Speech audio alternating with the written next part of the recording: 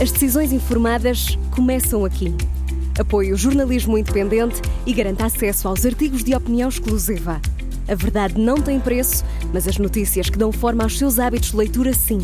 Agora, com 20€ de desconto. Assine em observador.pt.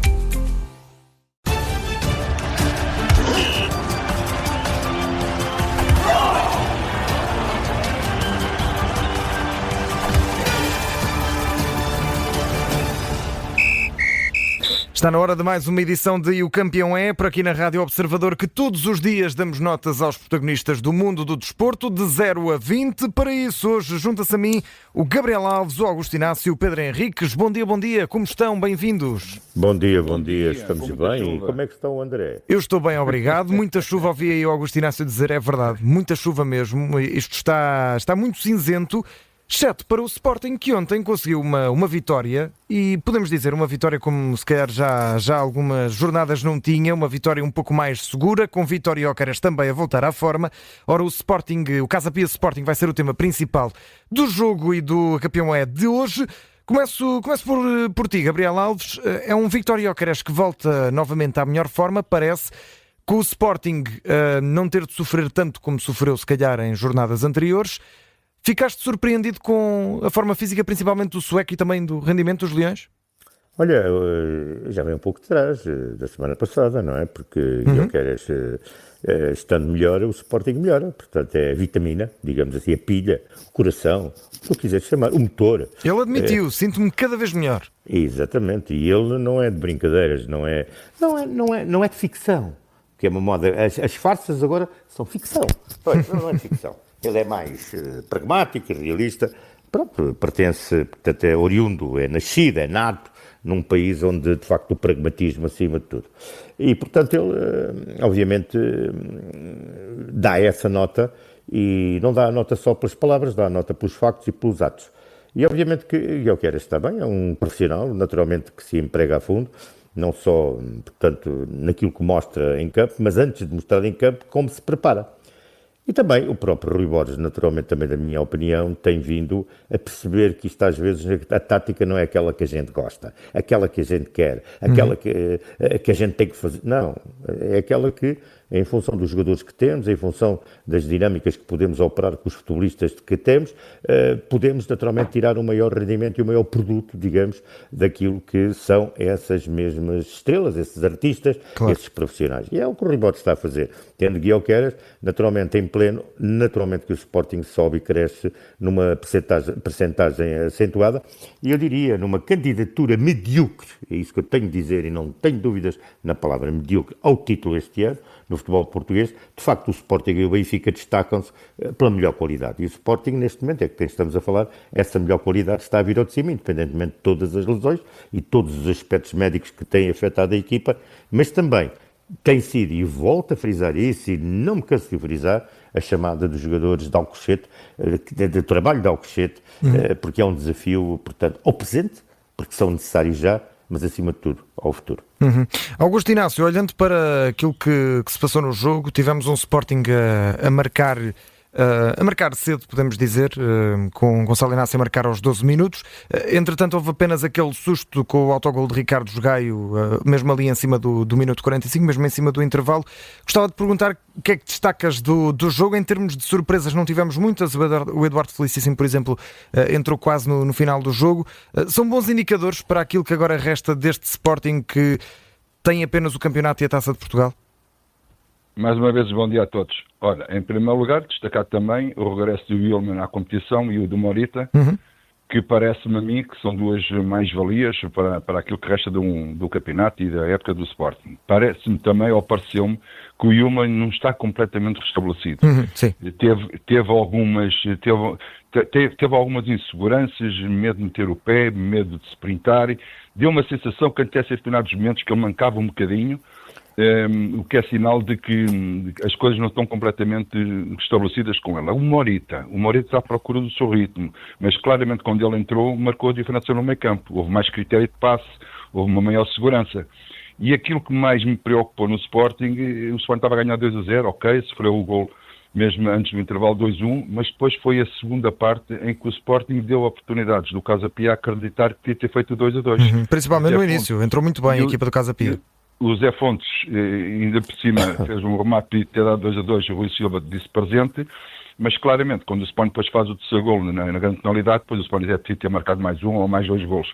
A vitória é justa do Sporting, mas continuou a demonstrar aquela insegurança de que as coisas não estavam completamente controladas, mesmo a ganhar por 2-0. Fez lembrar o jogo nas Aves, em que o Sporting teve a ganhar 2-0 ao intervalo e deixou-se empatar por 2-2. Eu temi isso ontem, quando começou aquela segunda parte, e disse cá para comigo: o Sporting assume o jogo, agarra o jogo, mas não agarrou. Quem agarrou foi o Casa Pia. E o que é que encontras como justificação para continuar a não agarrar o jogo, Augusto? É o plantel curto, como já se falou, é a forma física dos jogadores, ou será também estratégia já recusada do Rui Borges, estratégia do próprio treinador? Pois, há aqui assim várias interpretações. Eu levo mais para o lado da insegurança do resultado, em que o Sporting tinha que ser mais autoritário. E isso não tem a ver com condição física, não tem a ver com nada. Tem a ver mesmo com personalidade de jogador e de equipa. E a personalidade da equipa do Sporting não é assim tão segura quando está a ganhar, e parece que não sabe controlar o jogo a ganhar. O que isto faz com que realmente as outras equipas acreditem, mas claramente viu-se quando o Sporting, principalmente quando entrou o Maurito, quando marcou o terceiro golo, viu-se um Sporting diferente, um Sporting mais livre, mais liberto, mais vertical, mais à procura do golo, e podia ter feito depois o quarto e o quinto. Mas falta qualquer coisa mais na mentalidade dos jogadores, em funcionar como equipa e a dizer que nós não vamos permitir que o adversário nos faça cócegas. Antes, pelo contrário, e dá oportunidade e dá essa confiança ao adversário que não se deve dar num jogo desta natureza. Claro. Pedro Henriques, podemos falar também contigo em relação ao penalti que dá origem ao fecho do resultado 3-1 para a equipa do Sporting, com Vítor Gyökeres. Já agora o Sporting, que ainda não falhou nenhum penalti, nos 10 que teve marcou os 10, portanto 100% de eficácia em termos de pontapés de penalti. Pedro Henriques, em relação a esse lance, queria saber a tua opinião, e depois também, obviamente, em relação ao jogo, se continua a ser um Sporting ainda a tremer de vez em quando, ou se notaste a equipa de Rui Borges mais segura? Era um dos 4 pontos que eu tinha aqui para destacar daquilo que é, digamos, o meu resumo, a minha observação em relação ao jogo, até porque tanto o Augusto Inácio aqui com o Gabriel Alves já falaram no essencial, e esse era o meu 4º ponto, que passa a ser o primeiro, que é a questão da videoarbitragem. É bem num momento importante e decisivo. Eu sei que as pessoas hoje não perceberam ainda que há televisão. E quando digo televisão, há muitas repetições, há slow-motions, há vários anos. E aquilo que há 20 anos atrás passava normalmente como uma ação de jogo sem falta, hoje em dia o futebol mudou e as pessoas parece que ainda não perceberam isso. E ao mudar, foi colocado em evidência coisas que há 20 anos passavam, mas que eram falta e que eram infrações que não eram assinaladas. E este é um bom exemplo. O Trincão tem a bola... As pessoas que gostam de falar de futebol e perceberem também da questão da arbitragem, metem-se na arbitragem, mas antes de meterem na arbitragem deviam até perceber de futebol. Qual é o pé dominante do Trincão? Pé esquerdo. O que é que ele está a fazer numa chamada cabine telefónica com o pé esquerdo? Bolinha controlada no pé esquerdo, faz uma finta para dentro e tem todas as possibilidades de ficar com aquela bola para poder eventualmente concretizar. Certo. O que acontece ao jogador do Casa Pia? Falha a entrada e com a ponta de pé, pontapeia a canela do jogador. Qual canela? A do pé esquerdo. O que é que isso tem como consequência? A impossibilidade do Trincão continuar com a bola que estava feitamente dominada. Se ninguém o pontapeia, se ninguém lhe acerta, o Trincão não se ia mandar para o chão, porque se mandasse era uma simulação. Portanto, há uma consequência clara, que é a perda de bola no seu pé dominante, com o qual ele está a fazer finta dentro da caixinha de Foz, como ele gosta de fazer, e tem essa capacidade, e portanto vai ao chão. Não é um penalti visível no jogo, é difícil de perceber. Mas é visível em termos televisivos. Portanto, é um momento importante e decisivo do jogo, porque o Sporting, como já foi dito aqui, estava com alguma dificuldade nesta segunda parte. Não obstante, ir trocar aqui num outro ponto que eu acho que o Sporting também foi fundamental, além deste momento ser decisivo, porque mudou o jogo completamente e o Sporting a partir daqui é outro. Por isso, boa decisão do VAR, da ajuda, penalti, e entronca no outro aspecto, que eu acho que desta vez o Rui Borges mexeu bem com as substituições. Acho que conseguiu, através das substituições, dar algum equilíbrio, e, não obstante, o Ullmann, como já foi dito, estava a jogar, mas pronto, claro, está ali com alguma dificuldade. Penso que o Morita é sempre um jogador, mesmo que ainda não esteja com os níveis de confiança e esteja a regressar, que faz sempre a diferença. O Felicíssimo percebe-se claramente que entra como um menino, como um homem, não é? Como se diz um menino, que entra como um homem no bom sentido da palavra, e portanto acho que o Rui Borges esteve muito bem nas soluções. O Gyökeres continua a fazer a diferença, queremos que não. Aquilo que eu acho que neste momento pode dar ao universo sportinguista é a ideia, a possibilidade, e legítimo, portanto, em primeiro lugar, independente do Benfica depois ganhar ou não em Barcelos, no jogo em atraso, de serem campeões, eu acho que é exatamente na grande diferença que é ter um jogador que num jogo faz claramente a diferença para cima, que é a questão do Gyökeres, e que parece estar de novo a potenciar e a aparecer. E finalmente, queria também destacar o quarto ponto, que é o treinador João Pereira, que disse uma coisa que eu acho que é de um realismo fantástico, e é este, por isso é que eu acho que ele também é diferente e diferenciado, e um dos melhores treinadores do nosso futebol. Ele diz, não há cá vitórias morais, há pontos, e ou conquistas ou não conquistas os pontos. Mais realismo e pragmatismo que isto, e há muitos treinadores que ficam naquela da vitória moral, tirámos aqui correto, perdemos, mas tiramos coisas para o futuro. Quando se perde, tira-se pouca coisa para o futuro. Ou ganhas pontos ou não ganhas pontos, e o Casa Pia está a fazer uma grande época, tem também um grande treinador. Ora, olhando para a classificação no final desta jornada da Liga Portuguesa, o Sporting mantém-se a distância para o Benfica à condição, tendo em conta que a equipa encarnada tem menos um jogo. Sporting 59 pontos, Benfica 56, Futebol Clube Porto e Braga com 50. E queria falar convosco, e temos de ser muito rápidos agora quanto a este tema, sobre o Futebol Clube Porto e sobre Martin Anselmi, porque hoje faz capa em todos os desportivos esta questão de que a equipa do Futebol Clube Porto está a render menos ofensivamente desde que entrou Martin Anselmi. A Bola diz que não há sinais de evolução, diz que os números de Samu estão em queda, o Record diz que não há poder de fogo, menos golos e menos remates enquadrados desde a chegada de Anselmi. Diz também o jornal O Jogo, média de remates mais baixa desde a troca de treinador. Muito rapidamente, Gabriel Alves, esta época tem sido muito interessante para discutirmos isto, porque temos o mesmo caso, por exemplo, de Ruben Amorim no Manchester United. É a grande questão. Um treinador deve-se manter fiel à sua estratégia até ao fim ou deve mudá-la se vê que a estratégia está a comprometer o rendimento da equipa? Olha, o senhor professor Carlo Ancelotti poderia vir dar aulas aí a alguns treinadores. Não me importava que viesse aqui, ao campeão. Exatamente, dar aí aulas, porque de facto, veja, vê lá como é que ele tem que atuar, porque tem lá um CEO, um presidente que gere uma empresa chamada Real Madrid, e não há cá mercaditos, não há nada disso. Olha, Ancelotti, tens estes jogadores? Trabalha. Ora bem, eu diria, já falei há bocado da tal candidatura medíocre, né, e destaquei o Sporting e o Benfica. Enfim, Futebol Clube do Porto, e segundo o Observador, também li, pontuação mais baixa de há 11 anos para cá. Sim. Olha, tem um jovem treinador que, pronto, apareceu já com a época a decorrer, comunicativo, moderno, fresco, tem uma ideia na cabeça, e só essa haja os jogadores que houver. Pois, mas Vila Lisboas, que é presidente e também foi treinador, e obviamente sabe da poda, obviamente que sabe o que faz e, melhor talvez, o que pode fazer. Eu não sei só se o que pode fazer. Porque o treinador não é só o técnico-tática, há outros pontos em detalhe. E a verdade, e globais de gestão. E a verdade, como dizia Carlos Queiroz, aqui há uns tempos, há uns anos, hoje em dia os jogadores são autênticas empresas multinacionais. Claro. E portanto isso também tem que ser gerido. Agora, também vou às redes sociais, valem o que valem, e pergunta-se assim, se Anselmi se chamasse Anselmo, o que é que já teria acontecido? Perante isto tudo. Bom, é outra.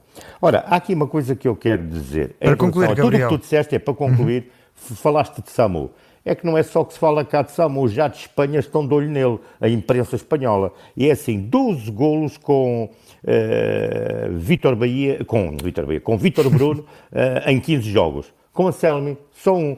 Eu acho que se explica aqui muita coisa. Mas eu quando digo do presidente, é porque também teve que vender o Nico e o Galeno. Pois, não se pode ter tudo, a manta é curta. Augusto Inácio, muito rapidamente, o que é que tem de mexer, na tua opinião, Martin Anselmi? Tem de mudar sequer um bocadinho as ideias ou deve-se manter fiel?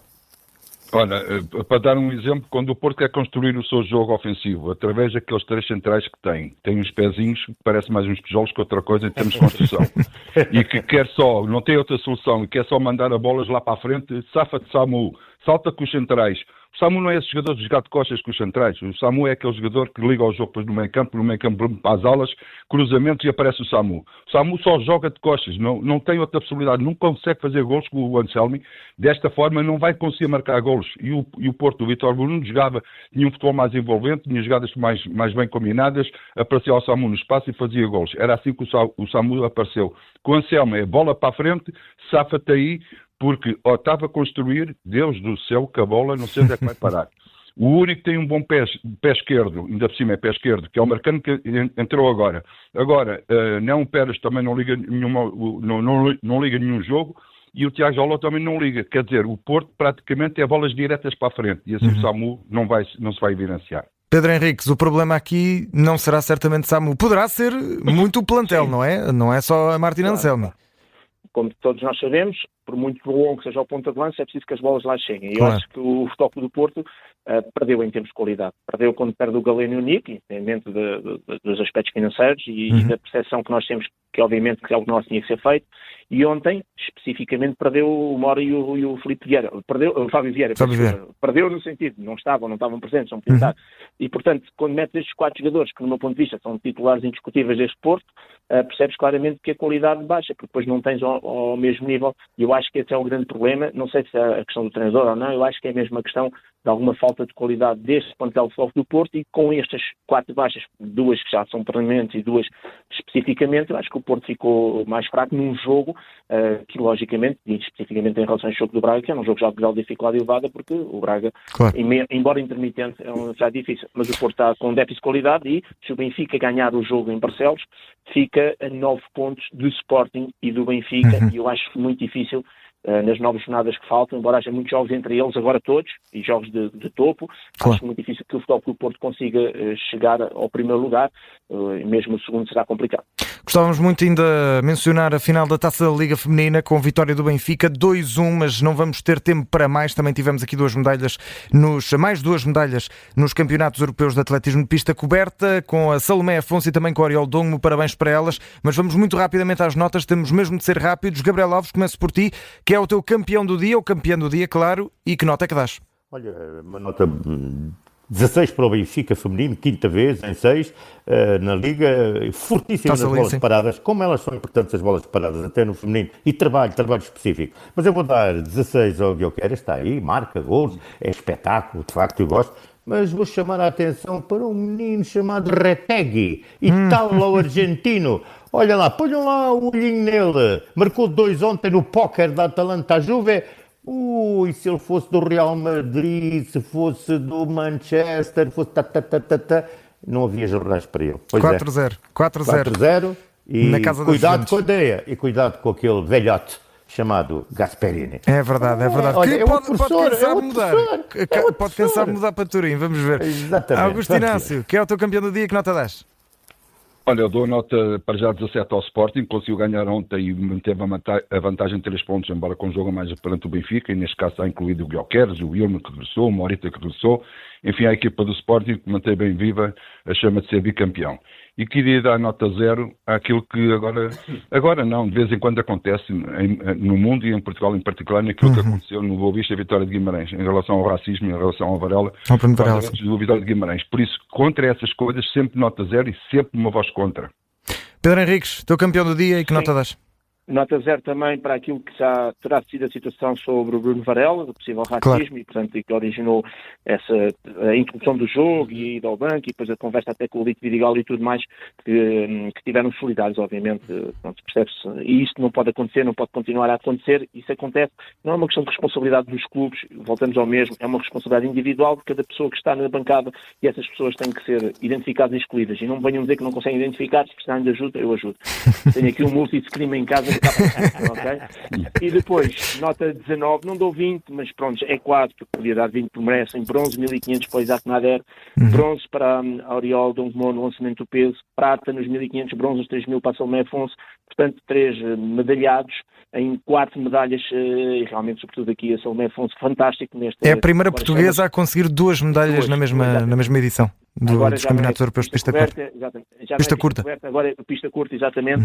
Fantástica prestação, o atletismo está vivo e, portanto, parabéns a estes nossos atletas e a todos os que estiveram lá e que tiveram prestações também positivas, embora sem medalhas. É isso mesmo. Muito rapidamente, relembrar só que quinta-feira vamos ter o relato do Vitória Sport Clube Real Betis no jogo decisivo dos 8avos de final da Liga Conferência. Amanhã vamos acompanhar a passos o jogo do Benfica, tendo em conta que temos aliás o voto de confiança a ser discutido no Parlamento. Meus caros, muito obrigado e até amanhã.